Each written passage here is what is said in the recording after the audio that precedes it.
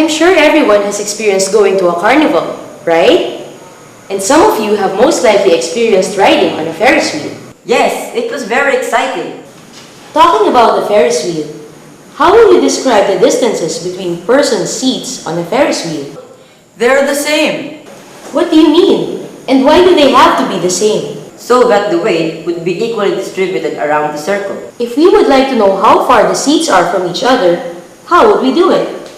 It is only possible if we know the circumference of the Ferris wheel. You're right. But how do we get the circumference of the Ferris wheel? Well, it's easy. Let's go to the carnival and ask the operator. I know how. If we know the length of the radius, then it would be easy. By knowing the number of seats and the circumference, we can find the distance between seats. Simply divide the circumference of the Ferris wheel by the number of seats. That's correct, Louis. Now, let us consider a circle with radius of 1 unit. Such a circle is called a unit circle. Let us take a look at this. Consider this circle drawn on the coordinate plane. What do you notice about its radius? The radius is equal to 1 unit. What about its center? Where is it located? It is at 0, 0. Good. This circle is called the unit circle. Based on the given figure, how would you describe a unit circle? A unit circle is a circle with a radius equal to 1 unit and whose center is at the origin of the coordinate plane. Very good. Then how would you define a unit circle? A unit circle is a circle with unit radius, that is a circle whose radius is 1. Frequently, especially in trigonometry, the unit circle is a circle of radius 1 and whose center is at the origin 0, 0 of the Euclidean plane in the Cartesian coordinate system. Let us consider the unit circle again. What is its circumference?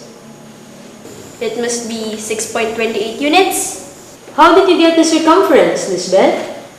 It was mentioned earlier that a unit circle has a radius equal to 1 unit. Using the formula for finding the circumference of a circle, which is C equals 2 pi r, substitute 1 for r.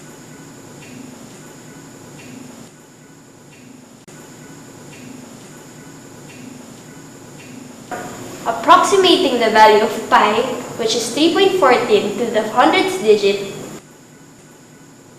we get 6.28 units.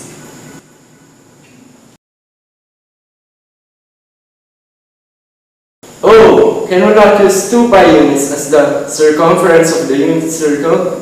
I think it is more accurate. Both of you are correct. 6.28 units is also 2 pi units, although 6.28 is an approximation of 2 pi to the hundredths place. But for our lesson today, let us just use 2 pi units. This time, consider a unit circle divided into 12 equal arcs. How do we find the length of each arc? Like in the Ferris wheel, we simply divide 2 pi units by 12 and we get pi over 6 unit. Does everyone agree with Paolo? Yes, Jethro, would you like some clarification?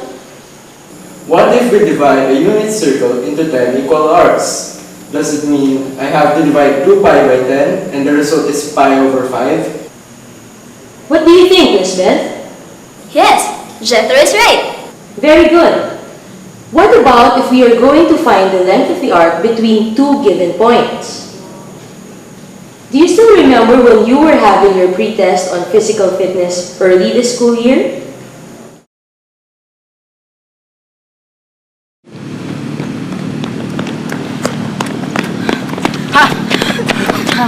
Come on guys, I'm sure you will enjoy this. I wish I could run for as many rounds as you. Don't worry, Jethro. This is just a pre-test. Yes, I know. I'm sure during the post-test you can surely do it. But I think you should avoid getting sick again. Paolo, how far have you run? I don't know, but I've covered 6 markers including the starting point.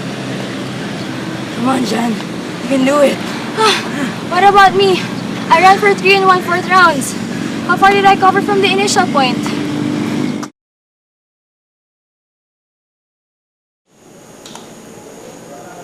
Would anyone like to help Jan and Paolo?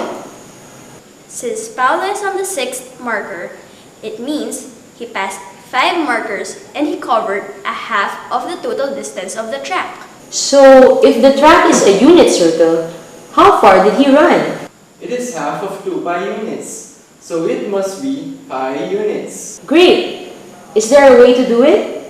Since the unit circle is divided into 12 equal arcs, and the arc length between any two consecutive points is pi over 6, and she covered 6 points, so the total distance she covered must be 6 times pi over 6, and that is pi. Very good, Lisbeth. How about for Jan? Since Jan covered 3 whole circles,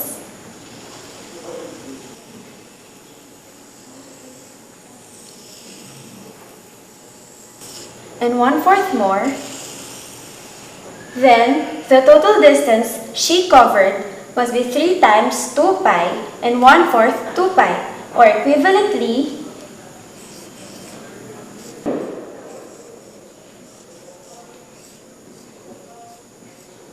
she covered a distance of 13 pi over 2 units. So, do we have a shortcut method for finding the distance of a point from the starting point? Yes, there must be a technique for that. Very good question, Lisbeth. Let us find out if we can discover one.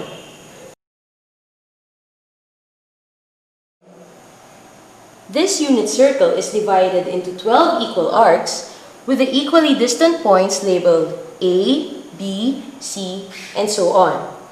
Let us consider A as the starting point and call this as the initial point. In the case of Paolo, he covered half of the unit circle, so he must be at point G. In his case, G is referred to as the terminal point. So, arc AG must have a length of pi units.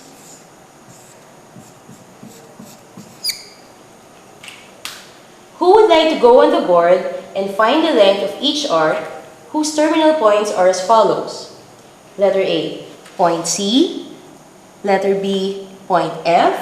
And letter C, point L.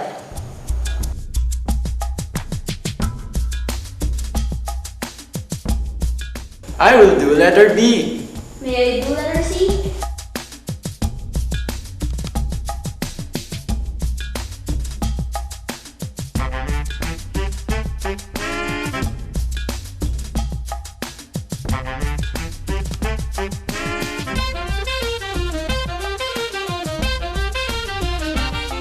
Lisbeth, will you please explain what happened? The terminal point is L. It is 11 equal arcs from the initial point. Since one arc length is pi over 6, then the length must be 11 times pi over 6 units. Aha! I think I got the idea. That's great! Again, how would you find the length of a given arc? Simply divide 2 pi by the number of equal arcs. Then, each arc would have that length. What is the length of each arc if there are n arcs in the circumference of a unit circle? If there are n equal arcs, the length of each arc must be 2 pi over n.